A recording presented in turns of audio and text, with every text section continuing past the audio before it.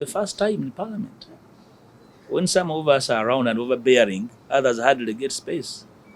It is as well good that other people's views are heard. My views on this sector were heard on the peanut issue, which I led commandingly, and the movers disappeared. They could return differently. But I'm around. And I don't think it is personal and it's about me. We have equally other senior legislators around. Probably the tasks are different. My approach to certain issues is different. But that is me and that is them. But ultimately, we're scoring the same net, and therefore should be able to pass on the ball to each other with the goal of scoring, But ultimately, on such national issues, nobody should be seen in a mirror of a loser or a winner. The country must win. Attempt by a few individuals to appropriate this very critical commodity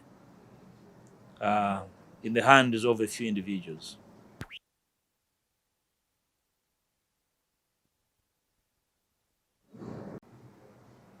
Therefore, it was a half-hearted job done. Now that it has generated enough controversy, I think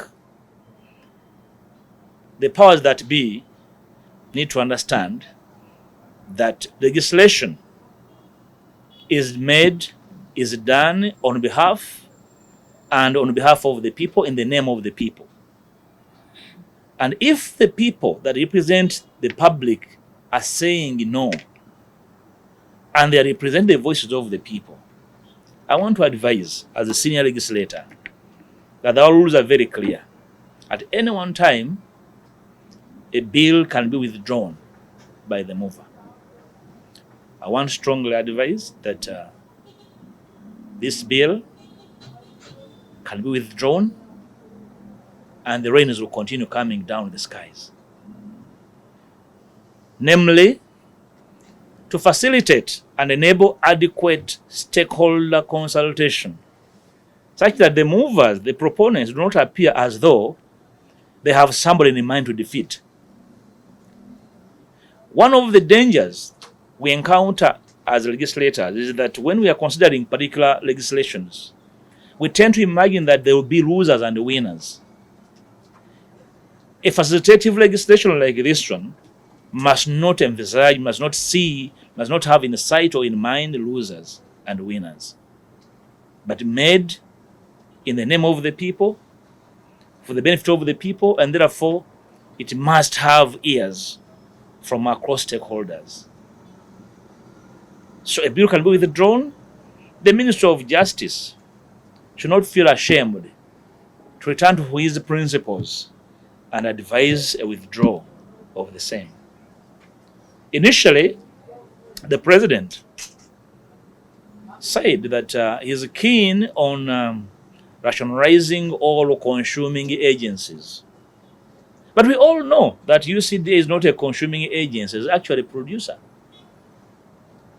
That over the last 5 years, its contribution to GDP was ranging from 70 to 80 billion per annum. Those are not consumers per se. And we are saying, while it is doing that, it is under-facilitated. But also, if you're going to manage an economy as delicate and fragile as ours, particular entities must thrive as facilitators. I've also heard the argument that, they are consumers because we pay salaries to the people employed there. Yes, part of the duty of government is to employ people. So why should government complain by employing its own people? The demand from government must be efficiency. And you're not going to achieve efficiency by rationalization alone. We have examples. I have been inquiring from. So where is the best practice we are borrowing from rationalization? We have had examples in Africa. Ethiopia is the prime producer of coffee in Africa. In 2008, they rationalized, and their sector collapsed by 50% after 3 years. They reverted to the agency. Kenya did the same in 2012. They collapsed. So why are we experimenting on such a critical commodity that employs the bulk of our people? I think if we are serious about what we are doing, the whole idea of experimenting on such a strategic commodity must cease. Very strategic that we cannot be seen trying to be experimenting on it. Probably something else. How do we, at this stage, embark on a process of recreating a monopoly? I've talked about stakeholder consultation. How do you make a law where you do not consult the private sector actors? Why the farmers, the crop owners, we are not consulted through their value chain?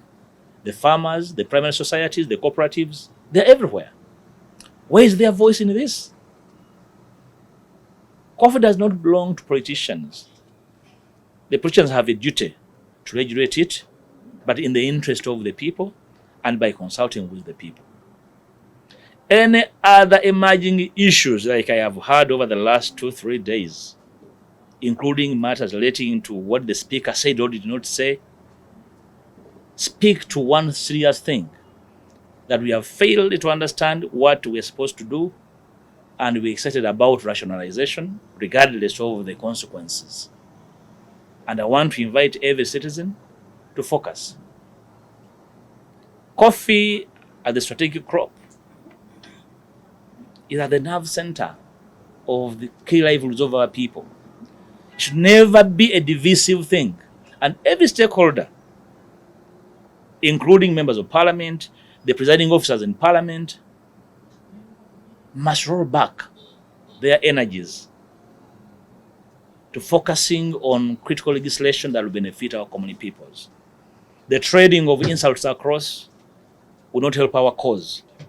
I am a coffee farmer myself. I was educated on this crop. I know how critical, how sensitive the value chain, how sensitive the market is on quality, how sensitive the market is on all matters of quality and standards that you cannot achieve through a red tape system in a ministry like MIF. So I am inviting the minister to eat humble pie, climb down his high horse, come to the house, tail between legs, and withdraw this bill. There's no amount of explaining that will make it decent. There's no amount of exchange and the trading of insults will make any process. There's no presiding officer that will sit in that chair and preside over this matter and remains a decent bill for people to participate in. I thank you. Himself, if he insists, whatever has been done under Operation Wealth Creation, remember my quarrel with him in Masaka, all the abuse of people bringing oranges in Masaka, lemon and all that. So it's been a mess. And I think the efforts of private people, the efforts of individuals, the efforts of other agencies must be respected through a deliberate consultative process. That's what I can say about his dossier. That day I would have asked for your view. But I have spoken about it to say that nobody should really put on tribal lenses to see this. We are talking about a commodity that midwifed this economy prior independence. And because largely the investiture activities of the crop was in Uganda, probably the people in Uganda have a fairer understanding of the intricacies of this crop. And even when it was abandoned and the coffee sector devastated, people in Uganda never abandoned this crop. The bulk of us proudly from coffee growing areas probably have been floating above the national per capita income average. And therefore, that's why we speak about it with a lot of nostalgic attachment. That should be understood without really any qualms. The attachment of the people is deep. Pre-independence attachment. But because other areas have started growing coffee, which should really be appreciated, do not take away that historical perspective. And any government in power must understand that even when the governments were on their own, people on their own struggled and clung on the coffee crop. That's why I said there is no presiding officer, whether the Right Honorable Anita Mong or the Right Honorable Thomas Taibwa sitting in that chair, will be able to sanitize this bill, no matter. That's why the decent thing to do is the withdrawal of the same. Because tribal undertones should never see a space like a parliament, where members of parliament and everybody attached to parliament must tower above the pettiness of their backyards to see Uganda in one big mirror, not through the ethnic lenses. So some of us growing up with a cosmopolitan outlook are constrained to discuss tribes, even when we are strongly attached to our backgrounds. We understand that we are a nation because others are, not because we are. No, that's the difference. Some of us view these things. And we are never constrained when tribes raise their ugly heads. We are not vulnerable. As a Muganda, I don't feel vulnerable. I feel strong in my skin. And therefore, I want to invite everybody to feel strong in their skins. If we all feel strong, we shall come on the same table as citizens and discuss matters of this country without sentiments that run back our small, blood streams.